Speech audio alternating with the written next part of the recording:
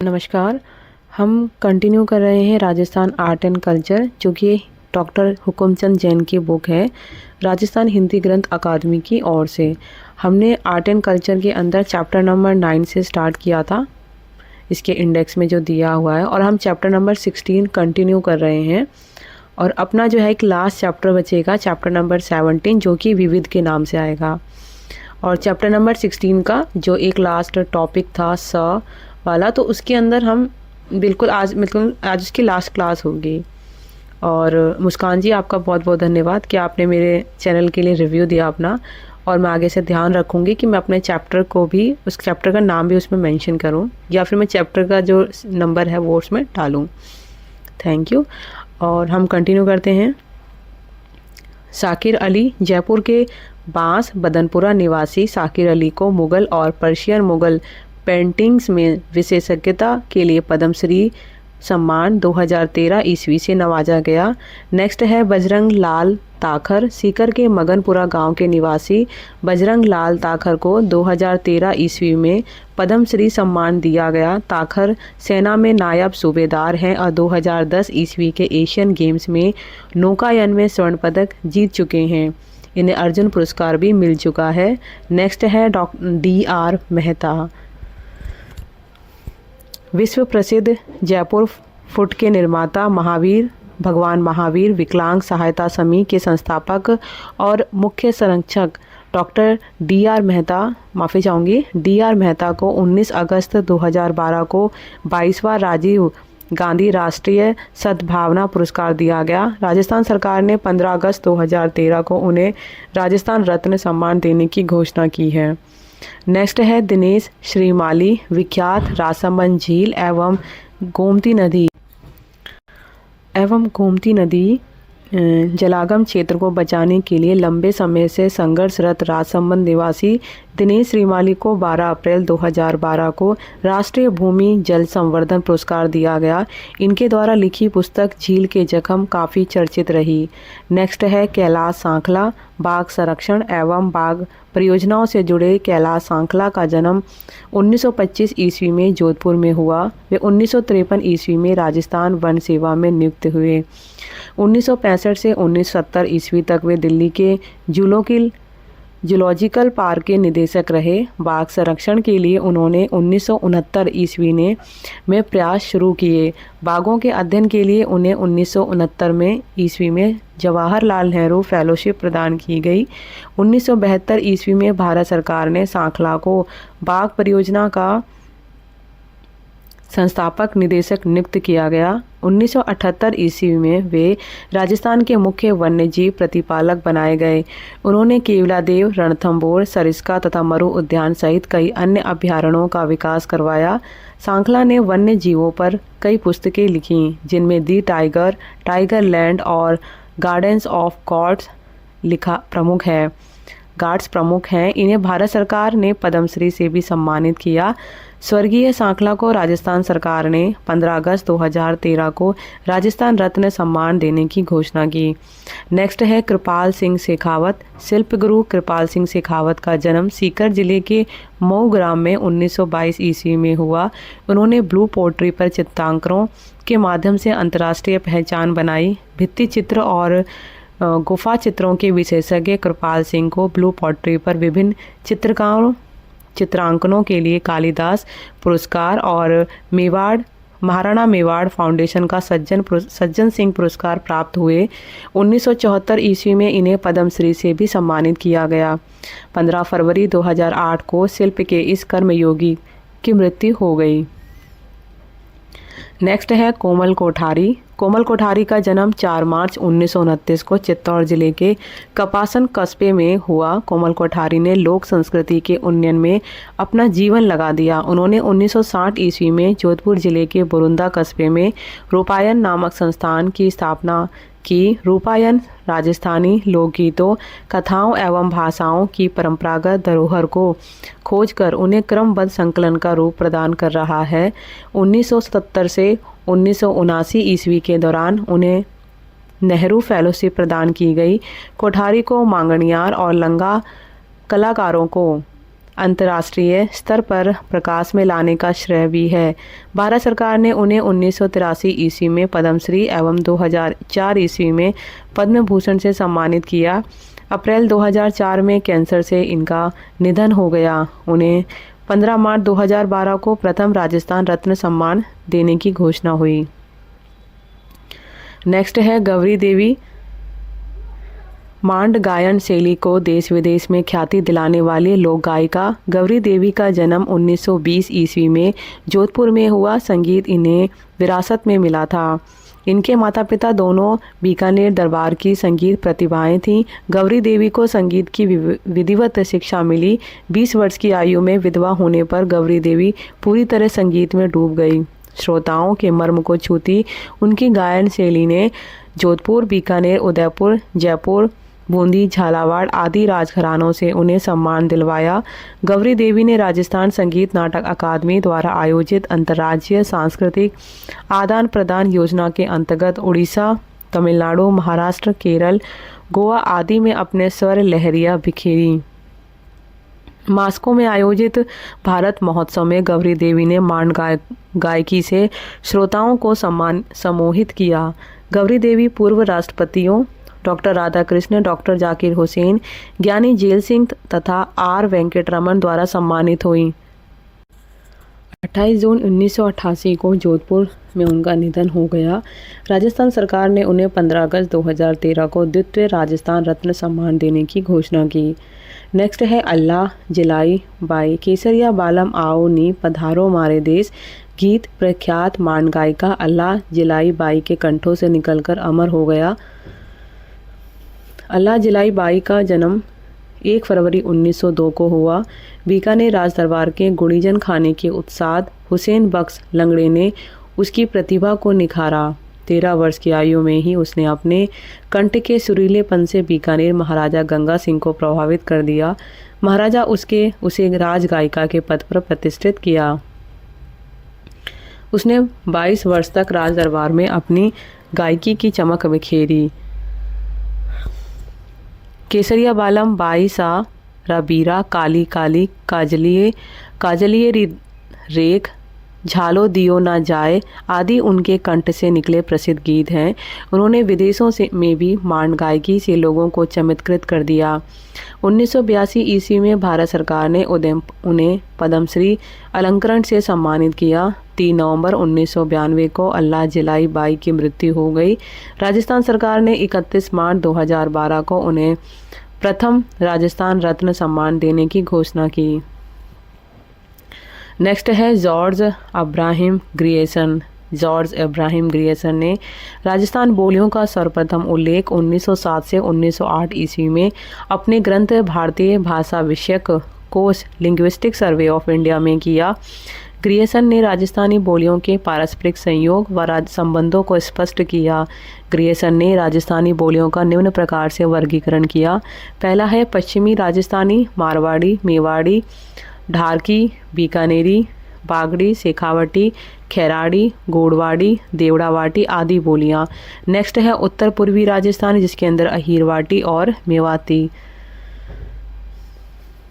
Third point है मध्य पूर्वी राजस्थानी जिसके अंदर है ढूंढाड़ी, तोरावाटी, खड़ी, जयपुरी, राजावाटी, अजमेरी, किशनगढ़ी और हाड़ौती। फोर्थ पॉइंट है दक्षिण पूर्वी राजस्थानी, मालवी, रांगड़ी व सोथवाड़ी।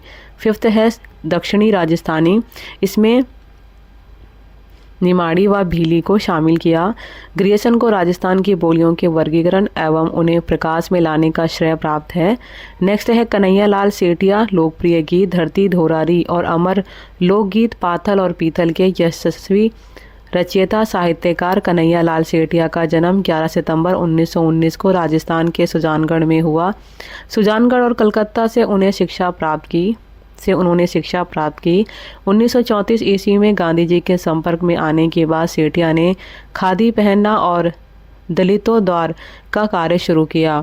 1941 ईस्वी में उनका पहला काव्य संग्रह वनफूल प्रकाशित हुआ। देश प्रेम और राष्ट्रीयता से ओतप्रोत काव्य संग्रह अंगनी वीणा 1942 ईस्वी में प्रकाशित के कारण उन पर राजद्रोह का आरोप लगा। भारत छोड़ो आंदोलन के दौरान इन्होंने कराची में जनसभाओं में भाग लिया। 1945 ईस्वी में बीकानेर प्रजा परिषद के प्रमुख कार्यकर्ता के रूप में सेठिया ने सामंतवाद का विरोध किया। राजस्थान निर्माण के दौरान इन्होंने आबू को राजस्थान में शामिल करवाने के लिए संघर्ष किया। हल्दीघाटी चतुःशती समारोह 1976 ईस्वी, चित्रकूट मेला 1976 ईस्वी, पश्चिमी सांस्कृतिक परिषद उदयपुर आदि में सक्रिय भागीदारी निभाकर सेठिया ने राजस्थान की कला और पर्यटन की प्रगति में अपना योगदान दिया। 1976 ईस्वी में उनको लील टांस कृति पर केंद्रीय साहित्य अकादमी नई दिल्ली द्वारा पुरस्कृत किया गया। 1988 ईस्वी में उनकी कृति निर्ग्रंथ पर मूर्ति देवी पुरस्कार, 1987 ईस्वी में शबद पर सूर्यमल मिशन पुरस्कार तथा सतवादी पर टांटिया पुरस्कार से सम्मानित किया गया। सेठिया ने राजस्थानी भाषा की संवैधानिक मान्यता के लिए भी अथक प्रयास किए। आज के भौतिक युग में भी कविता को जीवित रखने का उन्हें श्रेय प्राप्त है। 11 नवंबर 2008 को कोलकाता में कन्हैया लाल सेठिया ने अंतिम सांस ली। 31 मार्च 2012 को राजस्थान सरकार ने उन्हें प्रथम राजस्थान रत्न सम्मान देने की घोषणा की। नेक्स्ट है टेसी टोरी राजस्थानी इतिहास, भाषा और साहित्य में रुचि रखने वाला एक इटालियन विद्वान था। उसका जन्म 13 दिसंबर 1887 को इटली के उदीने नगर में हुआ था। उसने अंग्रेजी, लैटिन, ग्रीक, जर्मन, संस्कृत, प्राकृत, गुजराती, अपभ्रंश, राजस्थानी, हिंदी, ब्रज आदि भाषाओं का ज्ञान प्राप्त किया तथा रामचरितमानस विषय पर पीएचडी की उपाधि प्राप्त की। डॉक्टर ग्रियर्सन ने टेसी टोरी की योग्यता से प्रभावित होकर 1914 ईस्वी में उसे भारत बुलाया।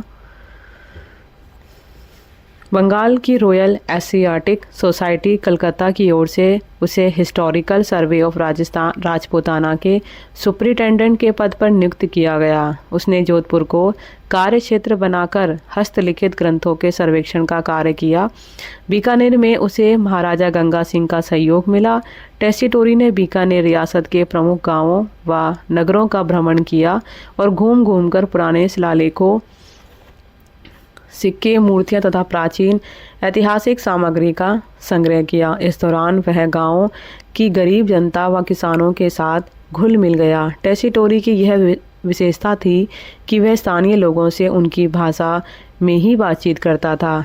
नेक्स्ट फिर है कि टेसी टोरी ने इंद्रिय पराजय और नासिकेत की कथा का इटालियन भाषा में अनुवाद किया। उसकी जैन धर्म के प्रति अटूट श्रद्धा थी। उसे आचार्य विजय धर्मसूरी से प्रेरणा और सहायता मिली।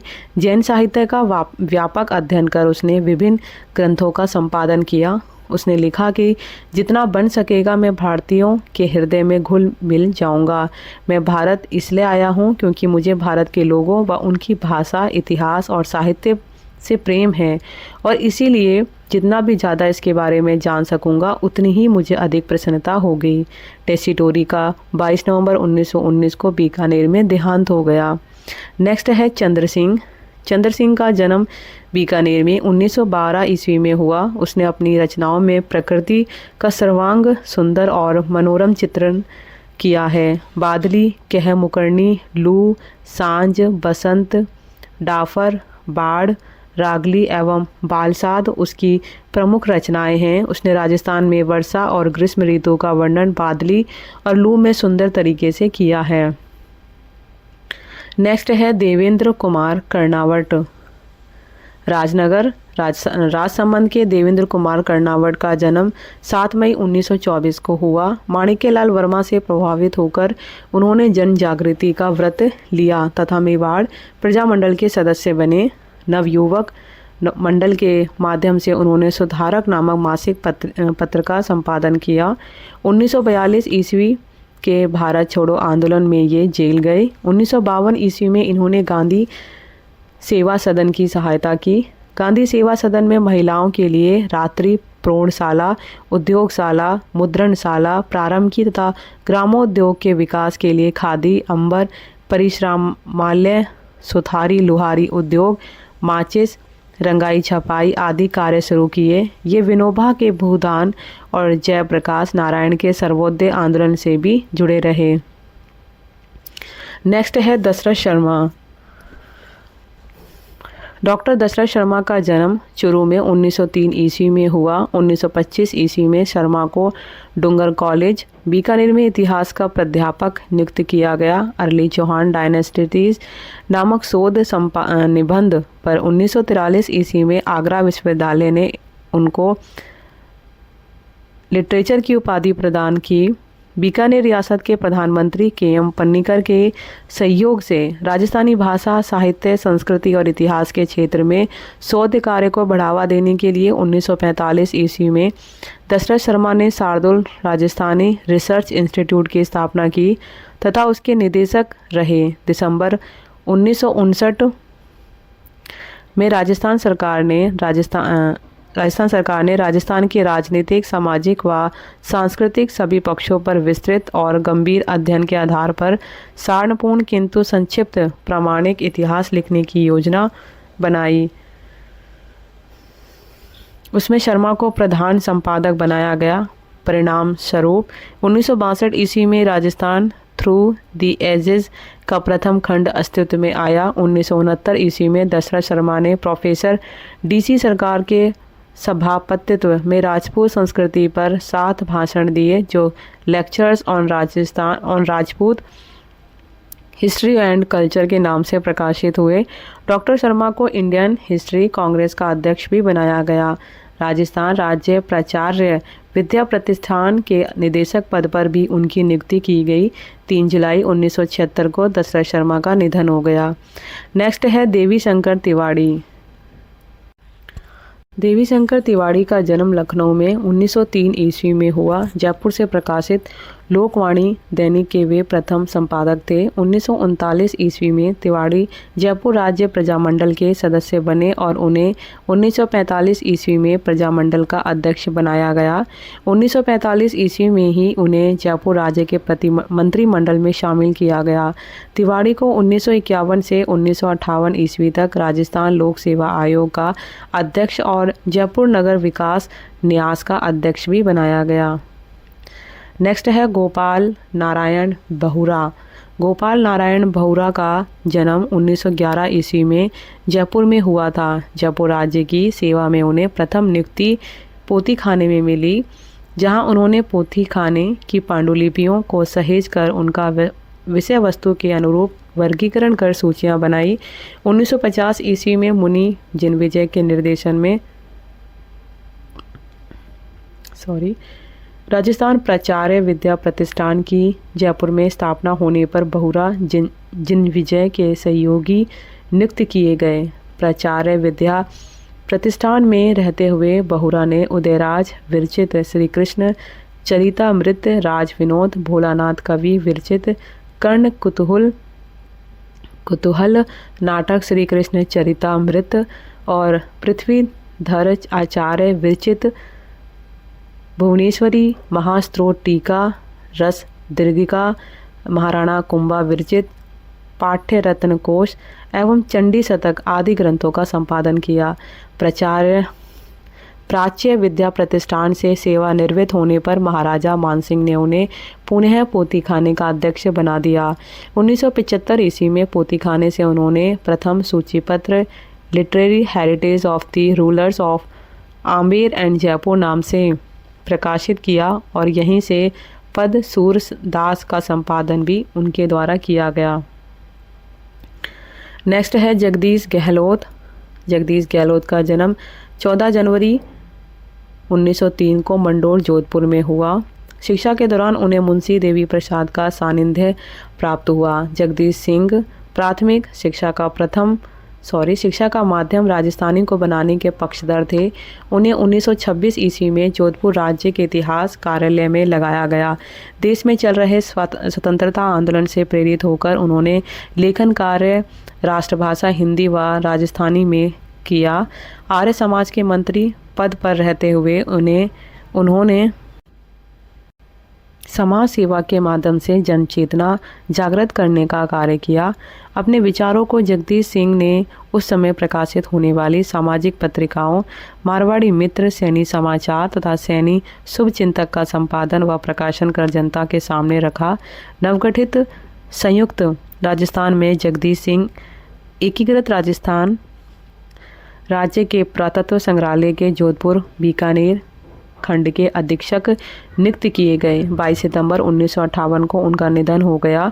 जगदीश सिंह गहलोत ने मारवाड़ राज्य का इतिहास, राजपूताने का इतिहास एवं अनेक ऐतिहासिक लेख लिखे। नेक्स्ट है नारायण सिंह माणकलाव। जोधपुर जिले की मंडोर पंचायत समिति के माणकलाव गांव में 17 सितंबर 1942 को जन्मे नारायण सिंह को राजस्थान में अफीम मुक्ति आंदोलन के प्रणेता के रूप में जाना जाता है। वह जोधपुर की चौपासनी शिक्षण समिति के संगठन सचिव और मगध विश्वविद्यालय में प्राध्यापक रहे। 1977 से 78 ईस्वी में माणकलाव का सरपंच चुने जाने के बाद उन्होंने अफीम सेवन से गरीबी की यंत्रणा भोग रहे लोगों को अफीम से मुक्ति दिलाने का संकल्प लिया। माणकलाव ने 1979 ईस्वी में अफीम मुक्ति उपचार प्रशिक्षण एवं शोध ट्रस्ट माणकलाव का गठन कर अफीम मुक्ति शिविर आयोजित शुरू किए। देश के विभिन्न क्षेत्रों में उन्होंने 200 से अधिक अफीम मुक्ति शिविरों का आयोजन कर हजारों लोगों को अफीम, हेरोइन, गांजा, चरस, शराब आदि मादक पदार्थों के सेवन से मुक्ति दिलाई। माणकलाव को उनकी सामाजिक सेवा के लिए 1986 ईस्वी में पद्मश्री एवं 1991 ईस्वी में पद्म भूषण से सम्मानित किया गया। 2003 में राष्ट्रपति द्वारा उन्हें राज्यसभा के लिए मनोनीत किया गया। नेक्स्ट है पंडित विश्वेश्वर नाथ रेव। पंडित विश्वेश्वर नाथ रेव का जन्म 2 जुलाई 1890 को हुआ। संस्कृत एवं अंग्रेजी भाषा का उसको अच्छा ज्ञान था। कर्नल जेम्स टोड उसकी प्रेरणा के स्रोत थे। इतिहासकार गौरीशंकर हीराचंद ओझा का उसको सानिध्य मिला। ओझा से इसने डिंगल भाषा का ज्ञान प्राप्त किया। जोधपुर महाराजा सुमेर सिंह ने उसे 1911 ईस्वी में राजकीय सेवा में नियुक्त किया। रेव को महाराजा उमेद सिंह ने राजकीय संग्रहालय के सहायक अधीक्षक पद पर पदोन्नत किया। उसने संग्रहालय में 1926 ईस्वी में पुरातत्व का एक अलग अनुभाग बनाया। रेव ने जसवंत महाविद्यालय जोधपुर में संस्कृत विभाग के आचार्य पद पर भी कार्य किया। 1947 ईस्वी में रेव की मृत्यु हुई।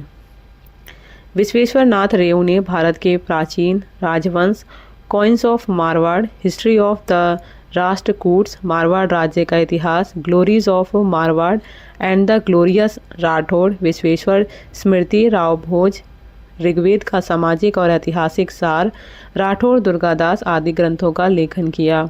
उसने अपने इतिहास लेखन में पुरालेख सामग्री का प्रयोग किया। रेव ने न केवल राजनीतिक इतिहास लिखा, रेव ने ख्यात बात, लोक कथाओं से लेकर पुरातत्व, पुरालेख आदि प्राप्त स्रोतों का अपने ग्रंथों में संदर्भ प्रयोग किया। वहीं फारसी इतिहास से पुष्ट इतिहास ग्रंथों की सामग्री को कसौटी पर कसते हुए राजस्थान के इतिहास को भारतीय इतिहास का महत्वपूर्ण अध्याय बना दिया। फिर नेक्स्ट है नाथुदान महियारिया, चारण कवि। नाथुदान महियारिया का जन्म 1891 ईस्वी में हुआ था। इसने अनेक काव्यात्मक रचनाएं लिखी, जिनमें वीर सतसई मुख्य है। नेक्स्ट है दौलत राम कासलीवाल। दौलत राम कासलीवाल बसवा का निवासी था। 1720 ईस्वी में महाराजा सवाई जयसिंह ने 1700 से 1743 ईस्वी इसे राज्य सेवा में नियुक्त किया। इसने युवराज ईश्वर सिंह के शिक्षक एवं मंत्री के रूप में कार्य किया। दौलत राम जयपुर राज्य के प्रतिनिधि के रूप में मेवाड़ दरबार में भी रहा। इसने पुण्यास्त्रव, कथाकोश, आदि पुराण, पद्म पुराण, हरिवंश पुराण आदि साहित्यिक ग्रंथों की रचना की। जयपुर राज परिवार में वह पंडित राज के नाम से प्रसिद्ध था। नेक्स्ट है झाबरमल शर्मा। झाबरमल शर्मा पत्रकारिता के भीष्म पितामह पंडित झाबरमल शर्मा का जन्म सरसापुर झुंझुनू में 1888 ईस्वी में हुआ। उन्होंने कई औपचारिक शिक्षा प्राप्त नहीं की, बल्कि गांव में ही हिंदी, अंग्रेजी और संस्कृत का ज्ञान प्राप्त किया। युवावस्था में उन्होंने कलकत्ता के शिक्षा निकेतन से बंगला, संस्कृत और अंग्रेजी में प्रवीणता प्राप्त की। 1905 ईस्वी में पंडित दुर्गादास मिश्र ने झाबरमल को हिंदी पत्रकारिता और संपादन की शिक्षा दी। उन्होंने कलकत्ता से ज्ञानोदय और मारवाड़ी बंधु का संपादन किया। 1909 ईस्वी में उनके द्वारा भारत साप्ताहिक मारवाड़ी बंधु को संपादन किया। 1909 ईस्वी में उनके द्वारा भारत साप्ताहिक का संपादन किया गया। शर्मा ने अपने गांव में इतिहास अनुसंधान गृह स्थापित करके जनपदीय लोक साहित्य, हिंदी साहित्य और पत्रकारिता का निबंध लिखे। कुछ समय बाद वे अपने इतिहास अनुसंधान गृह के साथ जयपुर आ गए और यहीं अपना कार्य संपादित किया। झाबरमल शर्मा ने अनेक पुस्तकों का संपादन किया, जिनमें सीकर का इतिहास, खेतड़ी का इतिहास, खेतड़ी नरेश और विवेकानंद, आदर्श नरेश, श्री अरविंद चरित, हिंदी गीता रहस्य सार, आत्मविज्ञान शिक्षा, तिलक गाथा, भारतीय गोधन आदि प्रमुख हैं। उन्होंने शेखावटी का इतिहास, राजस्थान और नेहरू परिवार, मालविका, गुलेरी, गरिमा ग्रंथ, गांधी गुणा अनुवाद आदि ग्रंथों की रचना कर महत्वपूर्ण तथ्यों को प्रकाश में लाने का कार्य किया। 1983 में शर्मा का निधन हो गया। नेक्स्ट है सिद्धराज ढड्डा। गांधीवादी एवं सर्वोदयी नेता सिद्धराज ढड्डा का जन्म 12 फरवरी 1909 को जयपुर में हुआ। महाराजा हाई स्कूल तथा महाराजा कॉलेज से ही शिक्षा पूरी कर ढड्डा ने इलाहाबाद विश्वविद्यालय से एमए और एलएलबी की उपाधि प्राप्त की। 1934 से 1942 ईस्वी तक वे कलकत्ता में इंडियन चैम्बर ऑफ कॉमर्स के सचिव और इसी दौरान हरिजन उत्थान समिति के मंत्री और बंगाल हरिजन बोर्ड के सदस्य भी रहे। सिद्धराज ढड्डा ने 1942 ईस्वी में इंडियन चैम्बर ऑफ कॉमर्स से पद त्याग कर भारत छोड़ो आंदोलन में भाग लिया और 1943 ईस्वी में जेल भेजे गए। ढड्डा अखिल भारतीय देशी राज्य लोक परिषद की राजस्थान शाखा के कई वर्षों तक मंत्री रहे। इन्होंने ग्रामराज पत्रिका का संपादन और सत्याग्रह मीमांसा नामक पत्रिका का प्रकाशन भी किया। संयुक्त राजस्थान के निर्माण के बाद ढड्डा हीरालाल शास्त्री मंत्रिमंडल में उद्योग मंत्री रहे। इन्होंने राजनीतिक उठापटक से दुखी होकर वे सदैव के लिए राजनीति से अलग हो गए। सिद्धराज विनोबा भावे के भूदान आंदोलन से भी जुड़े रहे और राजस्थान में 1951 ईस्वी में सर्वोदय आंदोलन को गति दी। 1966 से 1968 ईस्वी के दौरान इन्होंने जयप्रकाश नारायण के साथ बिहार में अकाल पीड़ितों की सेवा की। आपातकाल के दौरान इन्हें जेल जाना पड़ा। 2005 ईस्वी में काला डेरा जयपुर में कोका कोला कंपनी के जल दोहन के विरुद्ध धरने का इन्होंने नेतृत्व किया। 2006 में ही इनकी मृत्यु हो गई। ढड्डा को 2001 से 2002 ईस्वी में जमनालाल बजाज पुरस्कार से सम्मानित किया गया। 2003 से 2004 ईस्वी में सरकारी नीतियां गरीब के हित में नहीं होने से उन्होंने पद्म भूषण अस्वीकार कर दिया। नेक्स्ट है आचार्य तुलसी। अणुव्रत आंदोलन के सूत्रधार आचार्य तुलसी का जन्म 20 अक्टूबर 1914 को लाडनू कस्बे यानी कि डीडवाना कुचामन जिला में हुआ। 11 वर्ष की आयु में ही उन्होंने आचार्य कालूगणी से दीक्षा ग्रहण की। अल्प समय में ही उन्होंने जैन आगम, न्याय, दर्शन आदि अनेक विषयों और संस्कृत, प्राकृत, हिंदी आदि भाषाओं में विशेषज्ञता प्राप्त कर ली। 22 वर्ष की आयु में वे तेरापंथ संघ के नवे आचार्य बनाए गए। आचार्य तुलसी व्यक्ति के नैतिक एवं चारित्रिक विकास को महत्वपूर्ण मानते थे। नैतिकता के उत्थान के लिए उन्होंने 1949 ईस्वी में अणुव्रत आंदोलन का सूत्रपात किया और अणुव्रत आंदोलन में से जनमानस को जोड़ने हेतु 1 लाख किलोमीटर की पद यात्राएं की। आचार्य तुलसी ने यह संदेश दिया, इंसान पहले इंसान, फिर हिंदू या मुसलमान। अणुव्रत की गूंज देश ही नहीं विदेशों में भी हुई। लंदन की टाइम पत्रिका ने भी अणुव्रत आंदोलन की सराहना की। अणुव्रत के नैतिकता मूलक कार्यक्रम को राष्ट्रपति राजेंद्र प्रसाद, पंडित जवाहरलाल नेहरू, लोकनायक जयप्रकाश नारायण, आचार्य विनोबा भावे आदि का समर्थन मिला। आचार्य तुलसी ने नया मोड़ कार्यक्रम चलाकर दहेज, मृत्यु भोज, बाल विवाह, वृद्ध विवाह, पर्दा, मृत्यु भोज, अशिक्षा आदि सामाजिक कुरीतियों के विरुद्ध जागृति पैदा की। आचार्य तुलसी ने सर्वधर्म सद्भावना और राष्ट्रीय उन्नयन के लिए भी कार्य किया। 1993 ईस्वी में राष्ट्रीय एकता के प्रयासों के लिए इन्हें इंदिरा गांधी राष्ट्रीय एकता पुरस्कार से नवाजा गया। 1995 ईस्वी में महाराणा मेवाड़ फाउंडेशन उदयपुर द्वारा उन्हें हकीम खासूरी सम्मान प्रदान किया गया। आचार्य तुलसी ने हिंदी और राजस्थानी भाषा में लगभग 60 ग्रंथों की रचना की। विश्व में शांति और अहिंसा की स्थापना के उद्देश्य से उनके नेतृत्व में 3 अंतर्राष्ट्रीय सम्मेलन क्रमशः लाडनू 1988 ईस्वी, राजसमंद 1991 ईस्वी व लाडनू 1995 ईस्वी में आयोजित किए गए। 18 फरवरी 1994 को उन्होंने आचार्य पद से मुक्त होकर आचार्य महाप्रज्ञ को उत्तराधिकारी नियुक्त किया। 23 जून 1997 को गंगा शहर बीकानेर में उन्होंने शरीर त्याग दिया। नेक्स्ट है रतन चंद्र अग्रवाल। पुराविद रतन चंद्र अग्रवाल 21 जून 1926 को हरियाणा के सडोरा गांव में जन्मे तथा 1952 ईस्वी में बनारस हिंदू विश्वविद्यालय से अपनी शिक्षा पूरी की। अग्रवाल को 1951 से 1953 ईस्वी तक सेंट्रल एशियन खरोष्टी डॉक्यूमेंट्स का अध्ययन करने के लिए कॉलेज ऑफ इंडोलॉजी की रिसर्च फेलोशिप प्रदान की गई। उन्होंने 1960 ईस्वी में पुरातात्विक स्मारकों के संरक्षण और 1961 ईस्वी में फ्रांस से संग्रहालय शास्त्र में विशेष प्रशिक्षण प्राप्त किया। वे 1953 से 1965 ईस्वी तक जयपुर के पुरातत्व अधीक्षक और 1970 ईस्वी में पुरातत्व एवं संग्रहालय विभाग के निदेशक नियुक्त हुए। अग्रवाल ने भीनमाल, गणेश्वर, आहड़ और 9 स्थानों की खुदाई करवाई तथा अनेक प्राचीन शिलालेखों, प्रतिमाओं, प्राचीन स्थलों तथा मंदिरों की खोज की। उनकी स्कल्पचर फॉर्म उदयपुर म्यूजियम और पॉटरी हैंडल्स फॉर्म राजस्थान पुस्तकें प्रकाशित हुई।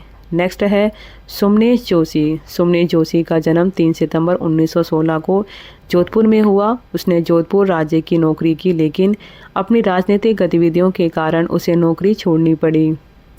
मारवाड़ लोक परिषद के आंदोलन के दौरान उसे 14 जुलाई 1942 को गिरफ्तार कर जेल भेज दिया गया। उसे अखिल भारतीय देशी राज्य प्रजा परिषद का सदस्य भी चुना गया।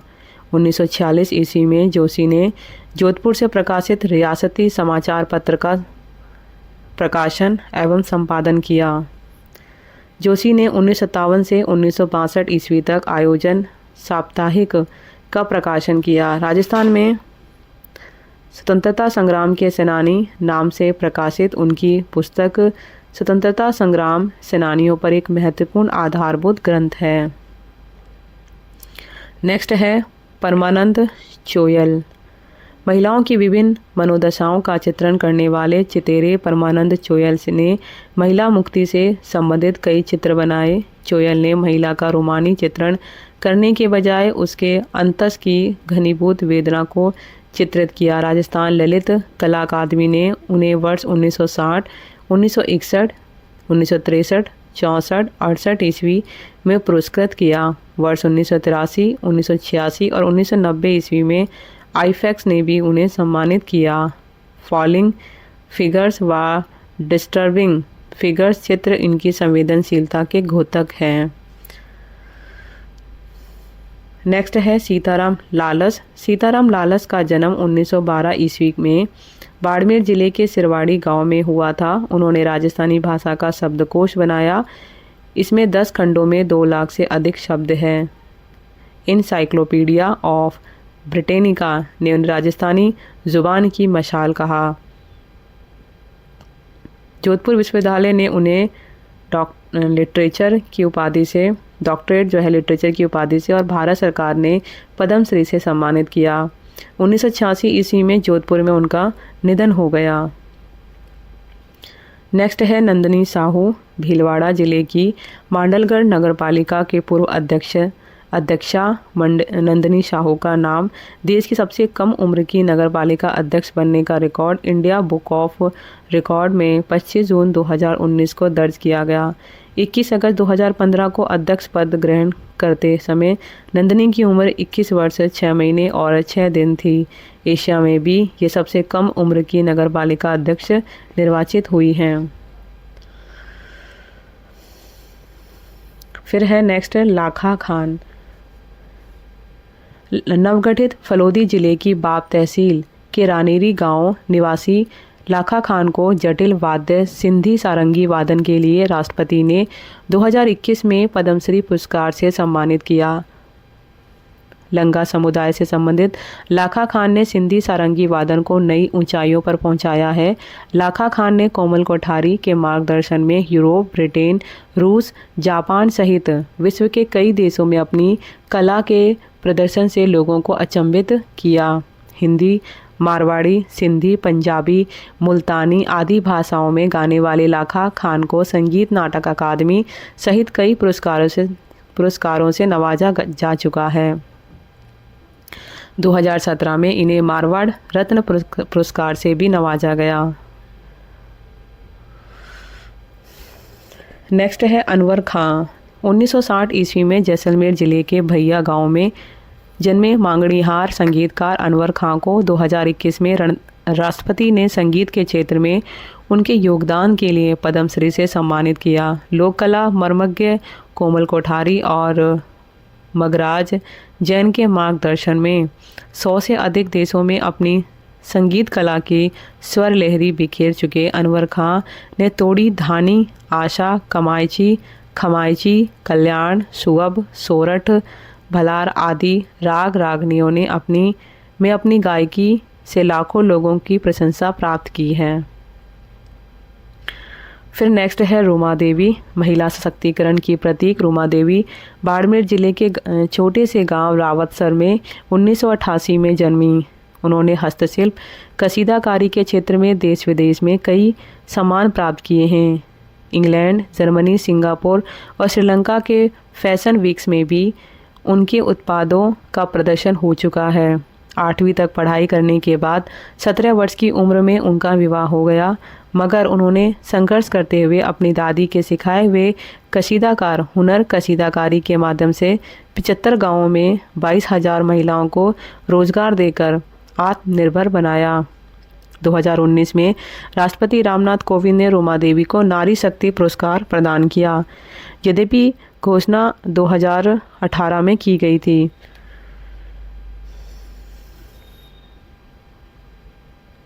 सितंबर 2019 में इन्होंने कौन बनेगा करोड़पति के शो में भी भाग लिया। वर्तमान में वह बाड़मेर के गैर सरकारी संगठन ग्रामीण विकास एवं चेतना संस्थान की अध्यक्ष हैं। 14 फरवरी 2020 को अमेरिका की हार्वर्ड यूनिवर्सिटी में रूमा देवी ने कसीदाकारी पर भाषण दिया। 17वीं इंडिया कॉन्फ्रेंस में रूमा देवी को भारत की महिलाएं, नेता, प्रभावशाली व्यक्ति और संबल विषय पर लेक्चर के लिए आमंत्रित किया गया था। रूमा देवी को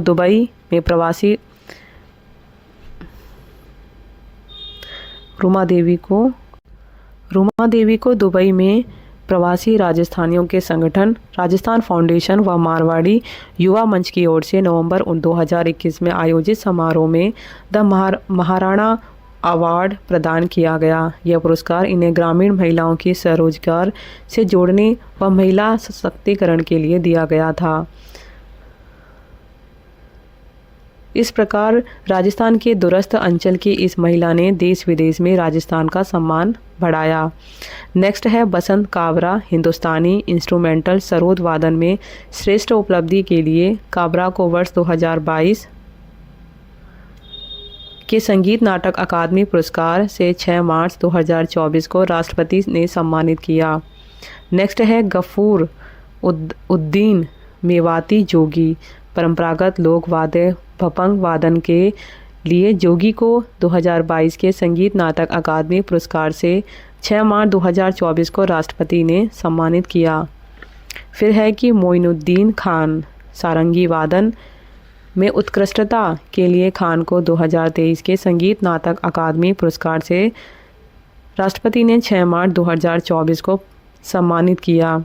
नेक्स्ट है दौलत राम वैद्य अलाइड थिएटर आर्ट्स लाइटिंग के लिए 2022 के संगीत नाटक अकादमी पुरस्कार से 6 मार्च 2024 को राष्ट्रपति ने सम्मानित किया।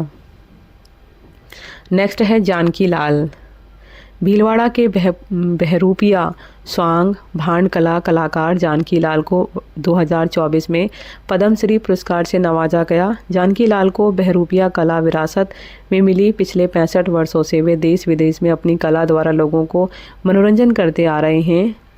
जानकी लाल ने फ़कीर, राजा, शंकर, पार्वती, साधु, दूल्हा दुल्हन आदि नाना प्रकार की वेशभूषा धारण करके बहरूपिया कला को जीवित रखा है। नेक्स्ट है अली मोहम्मद गनी मोहम्मद बीकानेर ज़िले के तेजरासर गांव के अली मोहम्मद गनी मोहम्मद को गायकी और संगीत के क्षेत्र में उनके योगदान के लिए 2024 में पद्म श्री से सम्मानित किया गया। अली गनी के नाम से प्रसिद्ध इस जोड़ी के संगीत पर लता, आशा, कुमार शानू, उदित नारायण, सुनिधि और सोनू निगम ने भी आवाज़ दी है। फिर नेक्स्ट है पंडित लक्ष्मण भट्ट तेलंग ध्रुपद गायकी के संत साधक जयपुर निवासी पंडित लक्ष्मण भट्ट तेलंग को 2024 में पद्म श्री से सम्मानित किया गया। जयपुर के जवाहर कला केंद्र में 2021 में इन्होंने राग विहाग प्रस्तुत किया। वे भारत के साथ ही अमेरिका, जर्मनी, फ्रांस समेत कई देशों के कलाकारों को ध्रुपद गायकी की बारीकियां सिखा रहे हैं।